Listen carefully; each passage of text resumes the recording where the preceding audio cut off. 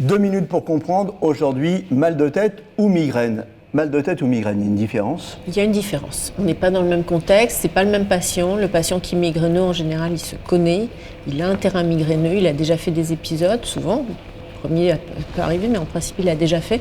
Donc il a des signes accompagnateurs, la migraine arrive, il a des symptômes qui débutent, qui reconnaît, des petits troubles visuels, des nausées, des signes digestifs. Et puis après, des maux de tête, mais qui sont souvent localisés. Et c'est le même mal de tête? On a mal à la tête de la même manière? Une céphalée, on a mal à la tête en casque, voilà, on a mal à la tête. Voilà. C'est banal. Bon, ça, une céphalée, donc c'est j'ai mal à la tête. Voilà. Dans le langage courant, C'est j'ai ça. mal à la tête. C'est ça. Et la migraine, c'est autre chose, c'est plus lourd. C'est plus lourd, c'est des symptômes. Il y a Ça d'autres revient symptômes. périodiquement. Voilà, ça revient, il y a des facteurs favorisants. Le patient reconnaît son. Ça dure plus longtemps. Migraine, ça évolue par crise. Une fois que ça s'installe et qu'on n'arrête pas la crise par un traitement, ça évolue sur 2 ou 3 jours. Le traitement. Il faut qu'il reste dans le noir, il faut qu'il reste. Le traitement, qu'est-ce que je fais? Je vais voir ma pharmacienne préférée.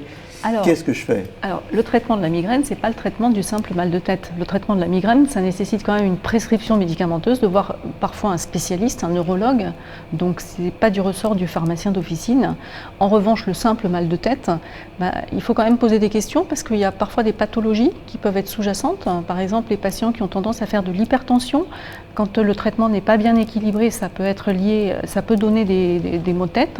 Donc voilà. Et une fois qu'on a écarté un petit peu ce qui pourrait être grave, on peut conseiller la prise de paracétamol en respectant 3 grammes par jour toutes les 4 à 6 heures. Attention, pas plus, parce que sinon Pas ça peut être plus, dangereux. Exactement.